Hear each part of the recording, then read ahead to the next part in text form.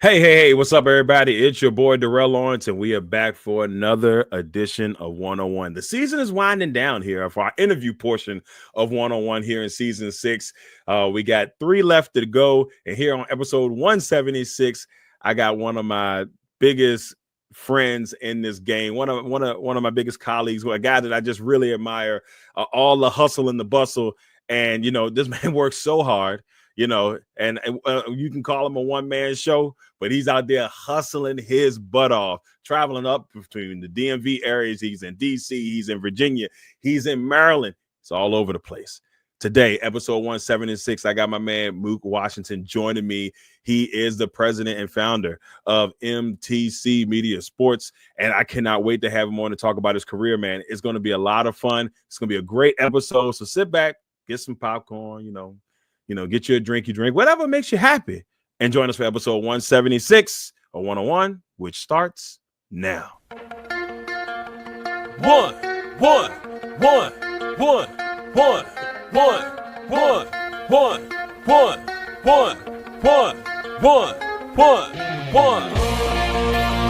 Welcome to the 101. When it comes to ratings, man, we number one. I get the truth, then I give them the scoop. If anybody got a question, I give them the proof. Welcome to the 101. When it comes to ratings, man, we number one. I get the truth, then I give them the scoop. If anybody got a question, I give them the proof. Welcome to 101 at Legacy Maker Sports Network.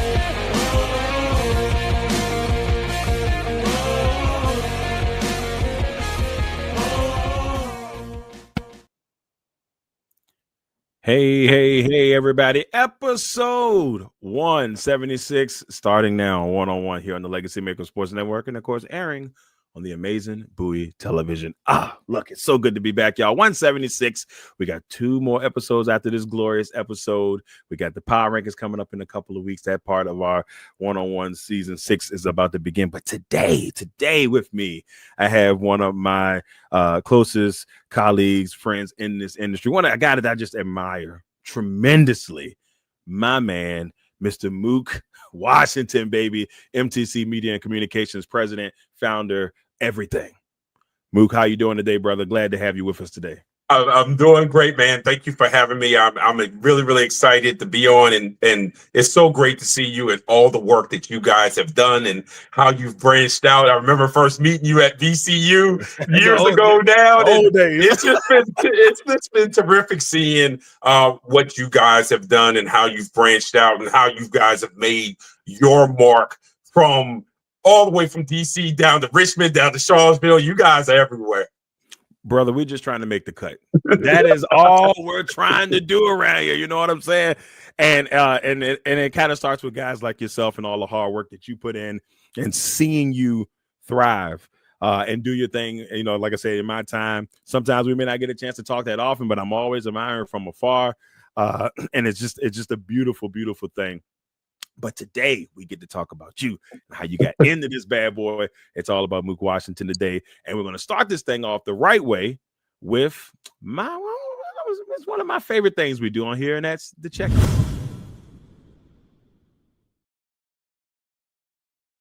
All right, Mook. So we start off with the check-in, man. The check-in is all about you. How's everything going on with you, your family, your friends? How is life right now for Mook Washington? It's really busy. As you know, and probably I should have mentioned this earlier, I was a high school basketball coach for over 20 years, and also I coached on the Under Armour circuit. And I have a son that's went through the recruiting process. He'll be playing JUCO this season, so a lot of it was going through the recruiting process. With him, I did not coach this year. This is the first year I have not been out on Under Armour in 7 years. And it was a difficult time when he was in high school because I was coaching at a public school in Northern Virginia, Chantilly High School, and he was playing at a private school, John Paul the Great, which is down in Dumfries, Virginia. So just balancing, being a coach and wondering how my son is doing and, I'm coaching on one night, maybe a game at Oakton, and he's playing down at Benedictine and those type of things. So it's been great. It's been great to spend the summer with him. It's been great getting into the gym with him, how he has grown. He is gifted academically. So he was always a grade ahead, which in this world of reclass was always different for him. So when he was out on Under Armour and he was playing 17U, he was 16 years old. And then he's playing against guys 19 because of all the reclassing and stuff. So to watch him grow, to see his game, for him to make his own mark, to get in the gym with him and just kind of guide him and walk through. I'm in so many college practices. And so I get a ton of drills from that. And we can walk through, we can talk. I can learn what makes him feel comfortable on the floor and those type of things. So for me, it's been a busy summer and a terrific summer. On top of that, as you can see, I'm president of MTC Media and Communications. And what we are doing in this company is we are in a new world of media, right? And I feel like as corporate media has taken over the industry, you're seeing more and more people lose their jobs, so on and so forth, who's been there.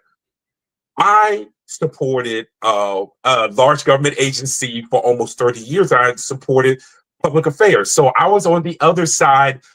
Instead of being on the media side, I was on the other side.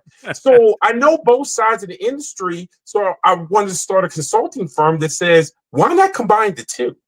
Why not take your skills? Because your skills really is writing, content creation, branding, marketing, and create an environment and a place to go where, yes, you're going to cover sports, but we're also going to look for consulting deals for you, which might mean going into the world and finding a consulting deal with some sort of private company or a nonprofit. So now you can start to make the money work, and you're still doing what you went to school for, what you love, but it's more palatable than the younger generation being discouraged to going into sports journalism because the amount of jobs are so limited.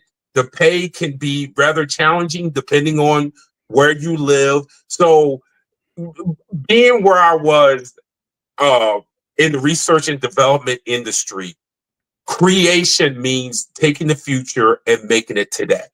So for me, my place in new media, this is what I want my contribution to be.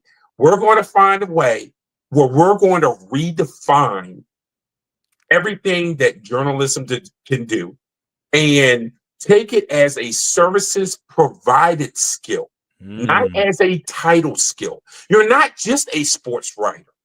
You're a person who can create content. You're a person who can write for branding. You're a person who can do all those things. That's a skill. Now it's trying to find a way in this industry, in the current media landscape, of leveraging that. So yeah, we've been doing a lot this summer. Yeah, it's been a great summer, and we're still developing that. We're still building a company, and we're going to still be covering sports quite a bit. So this is kind of my baby, and we're just getting it up and running, and starting to see where we fit in today's media environment. I love it. I love the expansion, my friend. I love seeing the greatness. Take that next step, man. I cannot wait to see what you guys do with that. Now, I want to kind of get into your passion in sports. I mean, obviously, you've been doing it for a long, long time, man. But when you were 7, 8, 9-year-old Mook, and you said, why do I love sports? What made you get your passion for sports? What made you fall in love with sports at that age and it made it continue to where we are now? I think part of it is growing up in Fauquier County. For those who don't know where Fauquier County is, it's set in between. It kisses Loudon, it kisses Culpeper, it kisses Prince William, and I grew up in horse country, right? And one of the things about it was, I'll be frank with you, there wasn't much to do out there back in those days, and so my thing is I always loved competition and hard work, because we lived in a rural area. Hard work was kind of in our DNA. And then when I would watch football, that looked like hard work. that looked like toughness. That looked like being able to be disciplined and balance that with aggression. And so, like a lot of people, my start was, football, baseball, and soccer. And then eventually, ironically enough, the sport I kind of picked up last was basketball. But the limited amount of TV. So I love the ACC game of the week. It came on Channel 4 back then, and I would watch it every Saturday with basketball. Had Al McGuire on it, and I just fell in love with watching those games. And being in Fauquier County meant we didn't necessarily get Maryland and UVA by default. I saw a lot of North Carolina. I saw my share of Maryland. I saw my share of Virginia, but I saw a lot of Carolina. I saw a lot of North Carolina State. And back in those days, those were just legendary programs. And I fell in love with not only playing the game, but I fell in love with what would it be like to coach that game? Because, back then, coaches were like larger than life figures. And I also wondered, to be honest with you, why in the ACC weren't coaches looking like me? Where were the Black coaches in the ACC? And I will tell you, my parents, my mom and dad have been married for over 60 years. That's why they really gravitated to Georgetown. And, we also got the Big East game of the week. Right. And you had Big John Thompson out there and was someone that resembled us. And my thing, being the ACC fan my thing was, oh, man, wouldn't it be great if I could play college basketball, but then be a coach in the ACC? Well, my dreams didn't exactly come true. But that was where my passion was. So what ended up happening was, I not only wanted to play the game hard, do all those things, which I was able to do. I was afforded that opportunity to do, but I also wanted to know the game, which is why I ended up going down the coaching path that I ended up going down. And it was just that dual passion sitting in the country, and in the rural area, that said, this can be done. I felt like I had a good work ethic because we had no choice at the Washington household but to have a good work ethic. Right. And I felt like that could be done. So then guys like Jimmy Black, I know I'm going way back, guys like Jimmy Black and Al Wood, and then later James Worthy and Jordan and those guys, I just fell in love with watching those guys play and try to, just like everybody else, try to emulate them. But I also wanted to emulate, if I was Dean Smith, what would I do at the end of this play? If I was Terry Holland, what would I do at the end of this play? And so that passion just grew and grew and grew. And it's crazy how it goes, especially like when you, like I said, you made a good point. Being in the country, and I'm right there with you, man. And like being in the country, you have to find things to do when you're out here.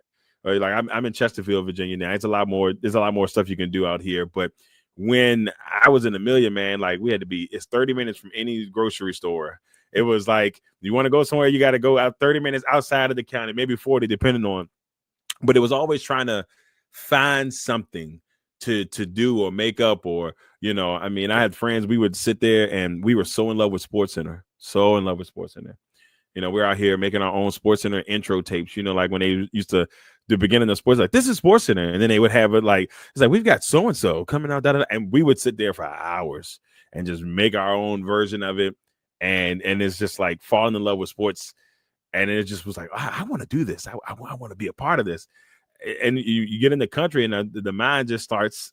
You got to be creative in the country. You're like, I got to find a way, and it's a blessing, some people may look at it as a curse coming from the country, but no, man, I feel your vision on that. Like you get there, it's a lot, not a lot to do at times, but you find ways to take it to that next level. And it's a beautiful thing. Now, I want to know, great career as a coach, in your coaching field, but when did you start feeling like, oh man, I think this media thing might be the road to take? So just take me on your journey from when it all started to where you are now in your career. So when I was at George Mason, someone asked me, hey, have you ever thought about writing for the broadside?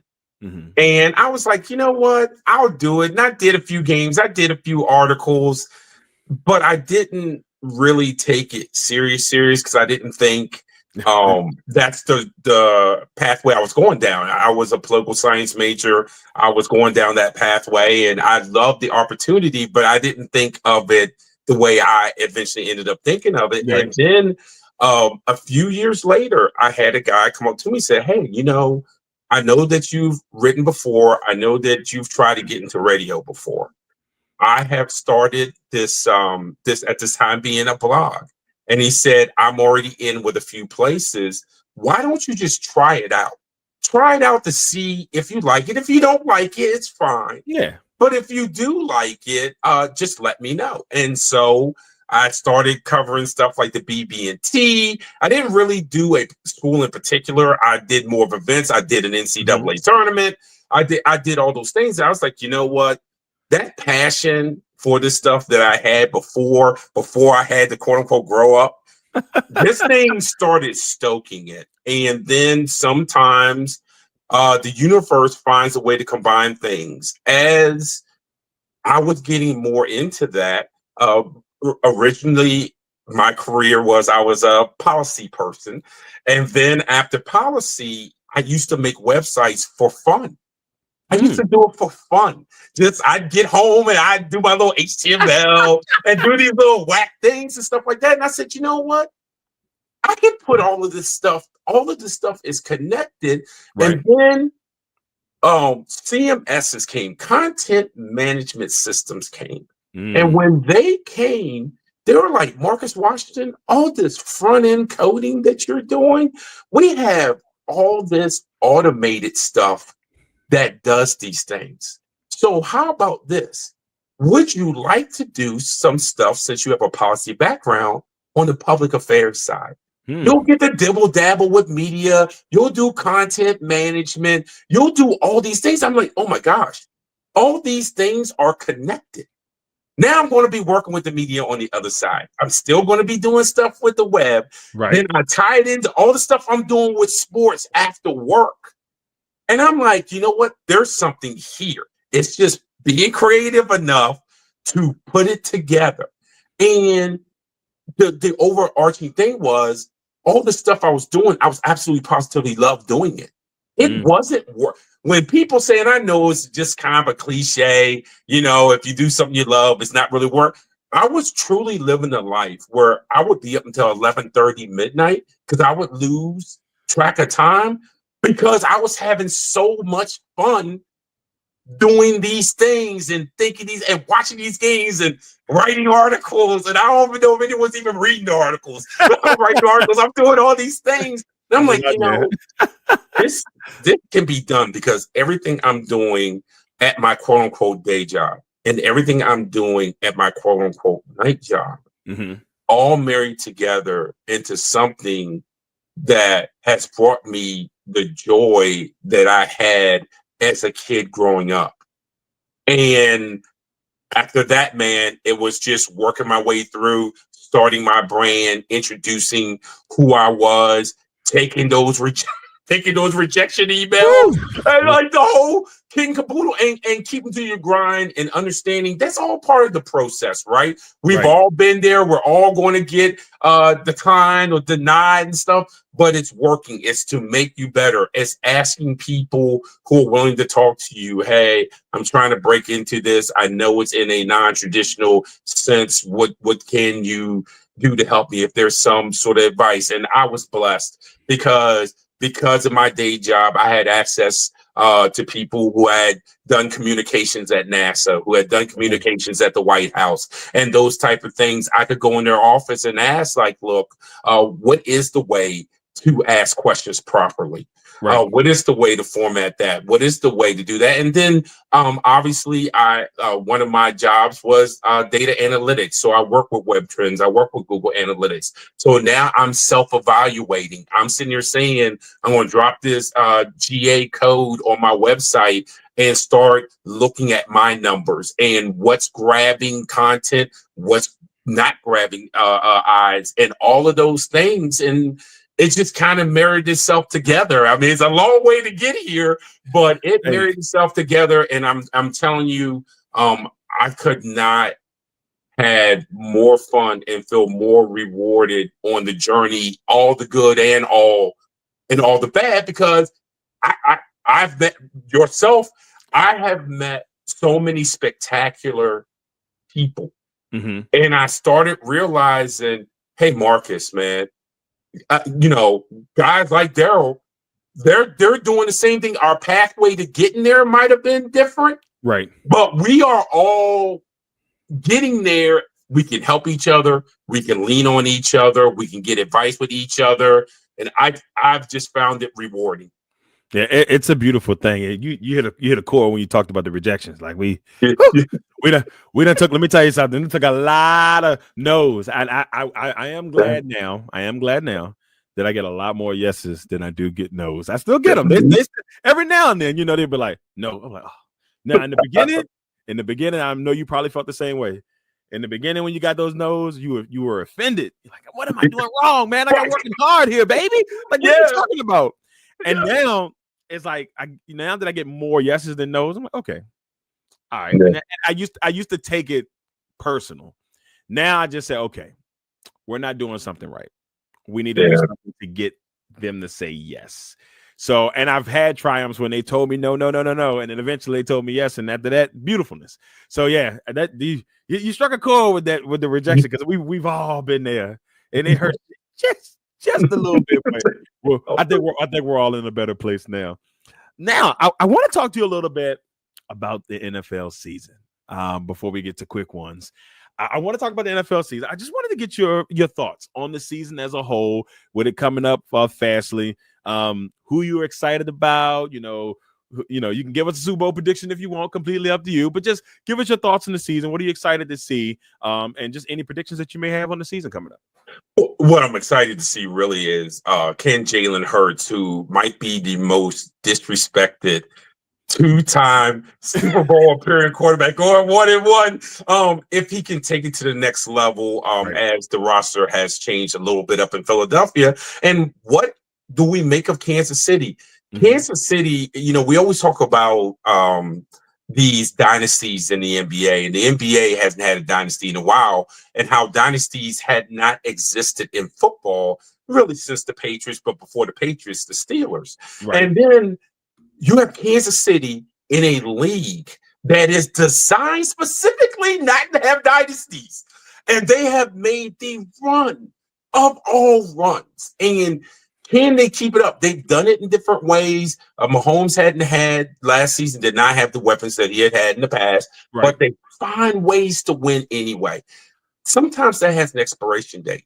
And when you look at Denver, who now has a better coach, and Bo Nix has a year under his belt. Yep. We have Harbaugh down there with the Chargers, and he has what could be a franchise quarterback in Justin Herbert. Mm-hmm. And now I'm wondering, is it time? Can the Chargers or the Broncos kind of unseat the Chiefs? And then obviously over with Cincinnati, Pittsburgh, right, and Baltimore, does Aaron Rodgers have anything left? Can he, Mike Tomlin, and this never have had the losing record thing, can they overcome that? And can they really be major players when you feel like if Cincinnati can have a defense that has a pulse, that they're going to win games, and Baltimore might have the best roster, in the AFC. And then where I am. I'm outside of the Washington, D.C. area, and it's can the Commanders repeat that in the second year when Cliff Kingsbury has a reputation that when you can get a hold of his play calling, you can defend it. Mm-hmm. And now this isn't just on Jaden Daniels. This is Jaden Daniels and Kingsbury. Kingsbury decided not to try to be a head coach when he did get some traction on getting interviews, to stay a year longer here in Washington. And so there's a lot of pressure on those two. Daniels, with now expectations shorter in the curve than what we ever expected, and Kingsbury essentially coaching for another opportunity at being head coach. So those are kind of the things I look for. I'm a Raiders fan. Right. I can always talk about Pete Carroll and bringing in Geno Smith, and will that give the Raiders some sort of stability at a quarterback position that has not had stability, probably, realistically speaking, since we can have an argument whether it's Ken Stabler or Jim Plunkett. But if you Ooh. look at over generations, they have not had stability at that position. But as far as predictions, I do think it's a little early. I don't want to step out. I will say this. I think it's imperative for Lamar Jackson to at least get to the AFC title game. Mm-hmm. And I also feel that way about Josh Allen, because in both of their cases, and I don't want to use the word excuses because I don't think that's the proper terminology. Right. But I think we're running out of reasons for them to not get over their perceived humps. In Josh Allen's case, is winning a playoff game over the Kansas City Chiefs, and it's looked like a couple times he was going to get there, and didn't. And in Lamar's case, it is, even though I thought that last year there was a couple of unfortunate plays involving Mark Andrews, it is getting over that playoff bugaboo, or however you want to describe it, to get there. He should have been 3-time MVP anyway. But I think the NFL, especially when they look at the AFC, they have what they truly do want. You have these young, electric quarterbacks that are on good, competitive teams. And that always means that you're going to get dynamic matchups and dynamic ratings. Yeah, look, here's the thing, and you make a good point about Lamar and Josh. I think one of them have to get to the Super Bowl soon. Yeah. If not both within the next couple of years. But I think when you look at Josh, he wins the MVP. More likely probably shouldn't have got it this last year, but there's other times he probably should have won it and he didn't. So, it always reminds me of the NBA, like I always felt the NBA was always a year behind. It's like, here's Jokic, he won it 2 years. We're going to go ahead and give it Embiid this year. This wasn't his year. They should have got it the year before, or the year that Harden won. They felt like, Harden probably should have won it the other year. Like, it's always been that way, and that's what it kind of felt like last year. I was like, this probably should go to Lamar, but it ends up going to Josh. And then Josh wins the playoff game. So you're like, okay, well, you get a little something there. And with both guys, you know that it's getting tougher, and the eyes and the spotlight is getting bigger, because the real question is, if one of those guys can finally get over the hump and knock the Kansas City Chiefs out the playoffs and make that leap to the Super Bowl. At that point, you want to at least get to the Super Bowl. You want to win it, but you want to at least get there, to get at least that part of the monkey off your back. And these two stellar guys, very intrigued. So I agree with you on that. I'm very intrigued to see how that goes. Very excited to see what Jaden and them do this year.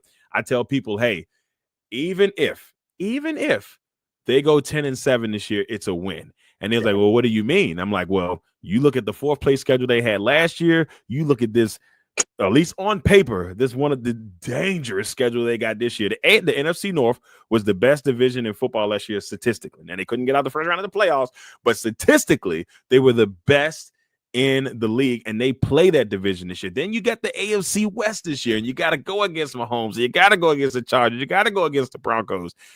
If they can win 10 games this year, heck, if they make the playoffs in general and find a way, to me, that's a win, especially in a tough environment.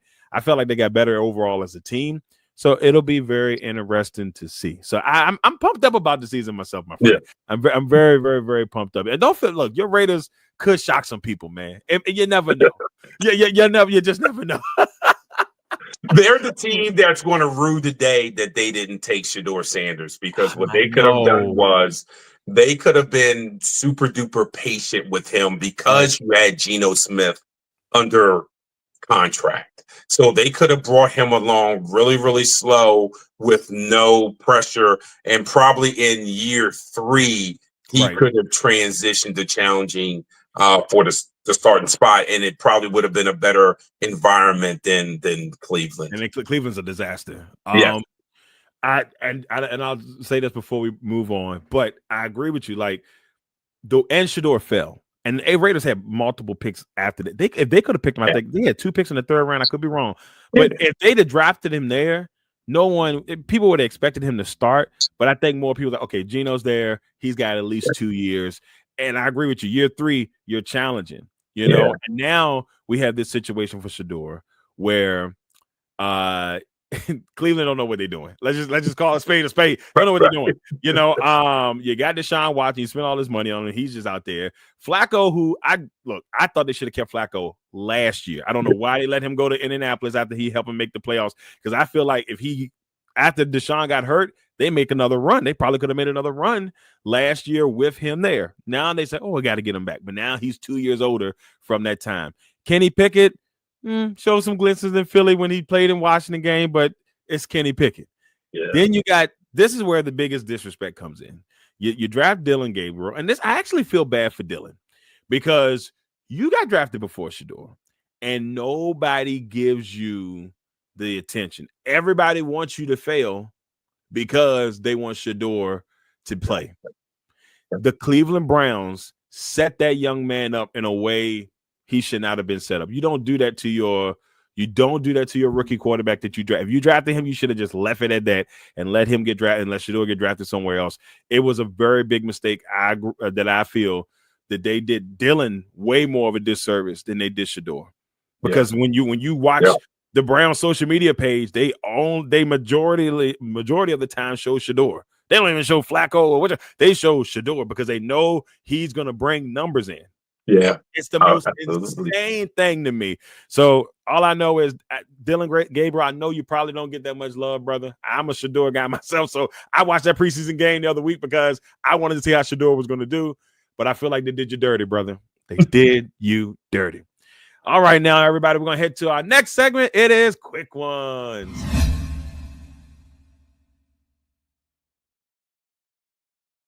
All right, Mook, are you ready? Are you ready for the Washington edition of Quick Ones here on 101? Yes, I am. All right, here we go. First one, favorite sports moment. Probably my favorite sports moment is when the University of North Carolina beat Michigan in the national championship in 1993. Ooh, and I'll tell you why. It's because they had played earlier in that same season out in Hawaii. Mm-hmm. And it was a game that North Carolina lost at the buzzer on a stick back on an offensive rebound by Rose. And I thought to myself that night, North Carolina is just as good as the Fat Five.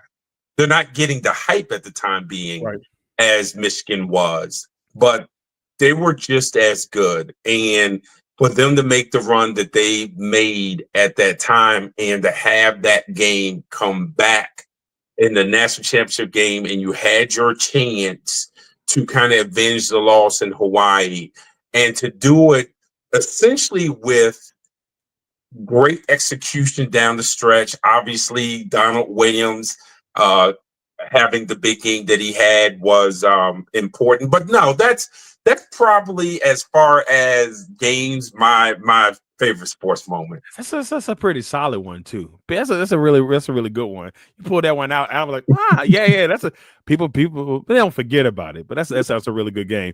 Worst sports moment. Oh, wow! I have about 50 of those, but I'm going to not give you a North Carolina one. I'm going to give you a one that involves the Raiders, and it'll probably surprise you. And it's the home playoff loss to the New York Jets in 1982 when Lance Mel, and you can see this has traumatized me, when Lance Mel, the little-known New York Jets linebacker, had 3 interceptions. Oh, no. And this was a loss for the Raiders at home. And if you go back to 1982, the Raiders should have been playing Washington in 82 in the Super Bowl. The Raiders were the best team in the AFC in that strike truncated year, the same way Washington was. And they were overwhelming favorites in the game against the Jets, and they literally threw the game away. And I never forget how disappointed as a kid I was in that one, with 2 games right behind it with the Patriots. People forget 1985 when the Patriots went to the Super Bowl against the Bears. They started out with a road win against the Raiders, and then obviously the tough rule game against the Patriots. So the Patriots have been a bane in my side. I can understand why you dislike them, sir. I understand completely. And you know, it's crazy. You would think, oh, maybe a Super Bowl loss. The Packers have only lost 1 Super Bowl, and that was against the Broncos. But the game that bothers me the most, and it'll forever bother me, will be the 2015 NFC Championship game against Seattle.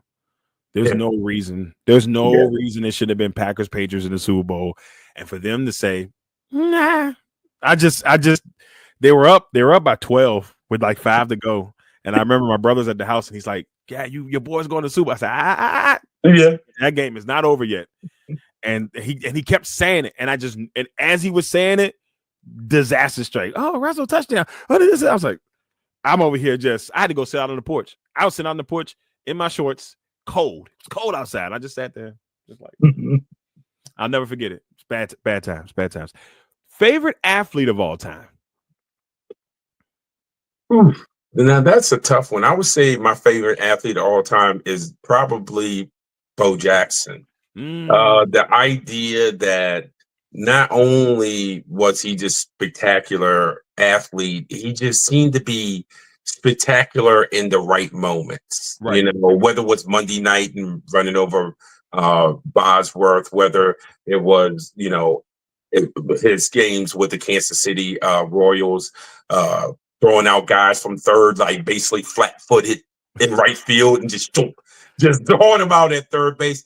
He was my favorite athlete because I think his personality wasn't, you know, larger than life. Right. But when they had the whole Bo Knows campaign, I felt like they leveraged who Bo was. They didn't make him into a personality that he wasn't. So it always came off so natural. So, you know, that's why he's up there for me. Bo Jackson's a great answer. And you know what's funny? Bo Jackson Tecmo Bowl, probably the greatest, ladies and gentlemen, maybe the greatest game athlete of all time. Yes, is Tecmo Bowl Bo Jackson. I'm just throwing it out there. There's a lot of people that would agree with me. Old school athlete. People say Vic 04 and Madden. He's good, but he ain't Bo Jackson in Tecmo Bowl. I'm just throwing it out there. And I would give a little love to Barry Sanders too, but Bo Jackson was the man. Next one. These are 2 fun ones, and then we're heading to our next segment. Your top 3 cereals, if you're a cereal person, and give me your top 3 cereals and 1 cereal that you just top 3 cereals. Yeah, top 3 cereals and 1 that you just like, I'm not a fan of. 3 would be Corn Pops. Okay, Corn Pops is solid. 2 would be Raisin Bran, and 1 would be Product 19. Oh yeah, I'm gonna have to look that up. yeah. Look on Product 19. And when he said it, I said, "Whoa, wait a minute!" I'm like, yeah. And I'm going back to when I was a kid, when I ate cereal all the time. Those were definitely my 3 favorite cereals, and the one that I would never eat. Oh, this is flat out hands down. 1 is Kix and 1 is shredded wheat. And you know what's funny? I love mini wheats. Love mini wheats, and it's not my number 1. It's not my number 1. But it probably be in my top 5. Probably be number 4. I got a box of shredded wheats over here. Wow! I don't know what it is. I every now and then I just get an itch for them. Love Raisin Bran, by the way. Raisin Bran Crunch is a monster on the low. People don't know, man. Raisin Bran Crunch is she up there? So yeah, and Corn Pops, all that stuff, honeycombs. I was a big fan of that. Love Smacks. But my favorite cereal, like now, and it's probably more of a kiddie cereal, was when they came out with the Reese Pieces Puffs. They don't like cut the roof of you, but they're just good cereal. So I was always a fan of it. They had another butter one a while back that I thought was good, and they had a s'mores one, all made by Post, and it was Honey Graham with the oh my god, it was It was crazy. It was crazy. But yeah, yeah. I'm gonna have, after the show, I'm looking that one up. Yeah, look up Product 19. I love yeah, it. I'm gonna have to look up Product 19. Last but not least, this is the fun one. The fun one. You're having a dinner party. You can invite 5 famous people to come to the party to make this the best party ever. Who you inviting to the party? 5 people to make it the best party ever? Dead or alive. Don't even make it like you can just say, okay, I got 5 people. They got to be at this party to make it just the best party you ever can have. Ooh, I would start off with I would definitely want Obama there because he's low key a trash talker. Now I think those conversations could get really, really good. Getting arrested. Playing off of the trash talking thing, if you're going to have Obama trash talking, I have to have Michael Jordan there, who is a legendary trash talker. Yeah.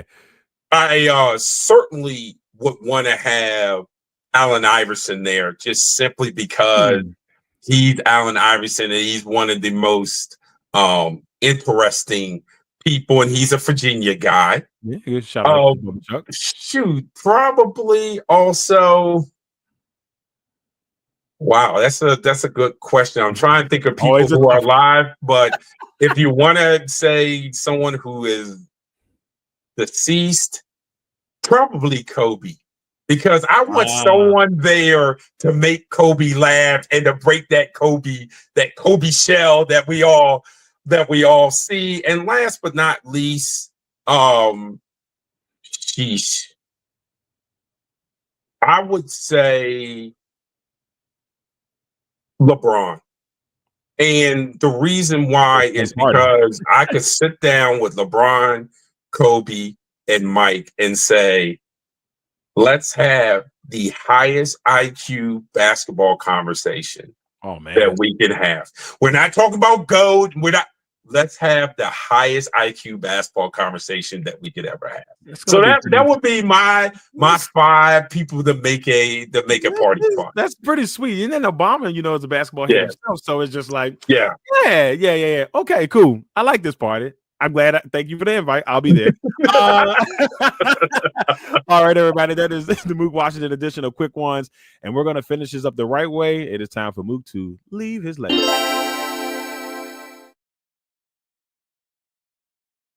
We want to thank everybody, Mook, for coming on to join us today to talk about his career, talk a little sports, have a good old time with it. It's been an absolute pleasure, brother, having you on. And we want to finish this one the right way and ask you about your legacy. When it's all said and done, when you're sitting at the house, you're retired, you're chilling, what type of impact do you want to say you have left on the sports world and beyond? I want the impact from a coach's perspective I want to be is that basketball is a very small world, and we can learn so much as coaches if we would open up our eyes and look at some of the things that they're doing overseas, some of the actions that they've run, some of their teaching perspective. I am a big overseas guy. I'm the type of guy who watches all the FIBA tournaments. I do pay for a couple of websites where I can stream international games, and there is so much to learn there. And I want coaches to understand that if you coach with me, we are going to coach to make the players better. We want to put them in position where they're the story. I used to tell people all the time when I coach in high school, Monday, Wednesday, Thursday and Saturday belong to me. But Tuesday and Friday nights, your mom and dad are not paying to watch me. They're paying to watch you. Right. So we're going to bust our tails. We're going to do all the learning things. And one of the things we want you to do is be high IQ. This is not about saying that Marcus Washington is the next coming of John Wooden. Nobody's going to say that. But what you're going to do is say Marcus Washington has given you the best opportunity to succeed. And as a coach, that's what I want to happen. As far as in this space, it's what I said before. I want to start a company that grows with the new media landscape where people 20 years from now says, hey, I remember when people thought he was crazy when he came up with this concept. And now we have seen a new pathway to being able to leverage this skill that we have and this service that we can provide. And don't be afraid if you're on the 9th iteration of it.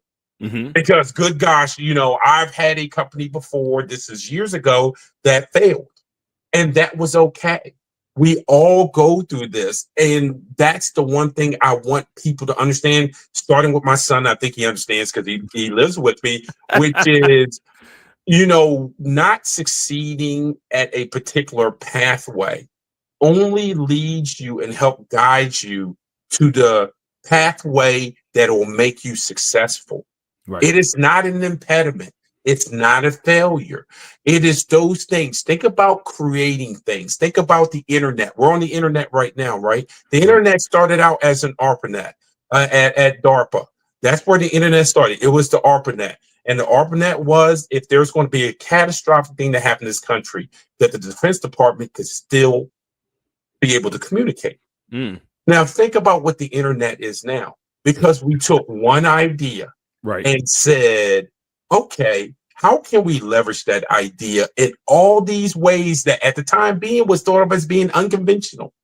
And now unconventional is normal. What will we do without it? And I'm hoping that on this small part of this new media landscape, that people can look at the combinations of services provided and how we leverage them, and say that there was this black guy who was on his 8th or 9th iteration of what he was doing that finally hit it, where people coming through college and people of color have found a pathway to get into the business.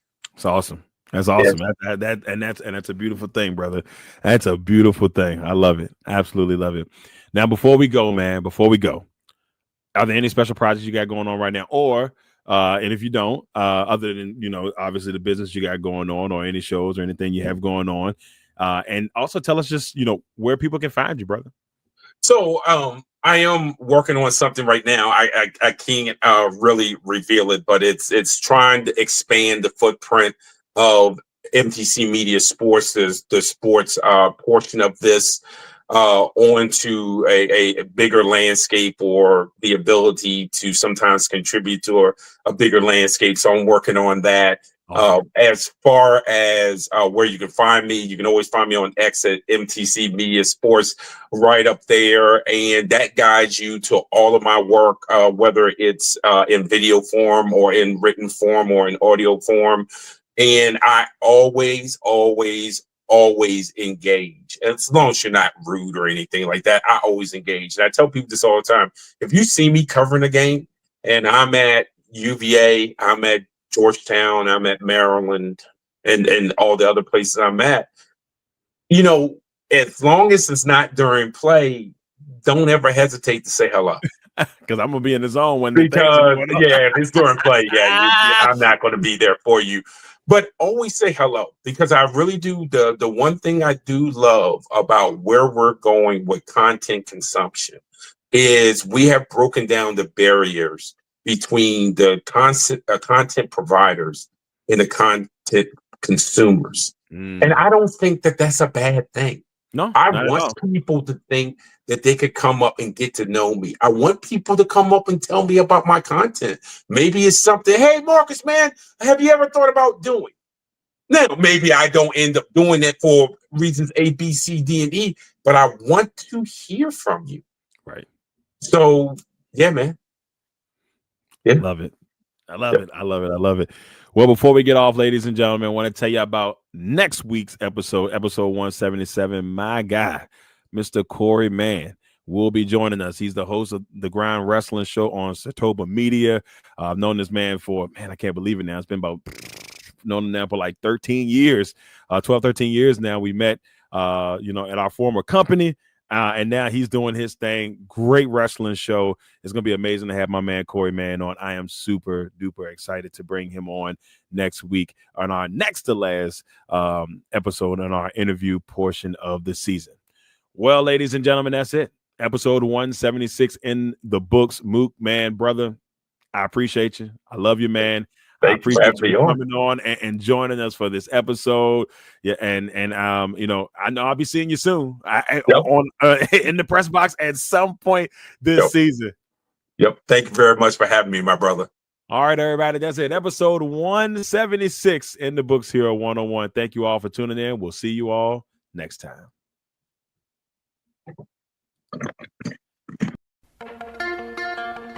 One.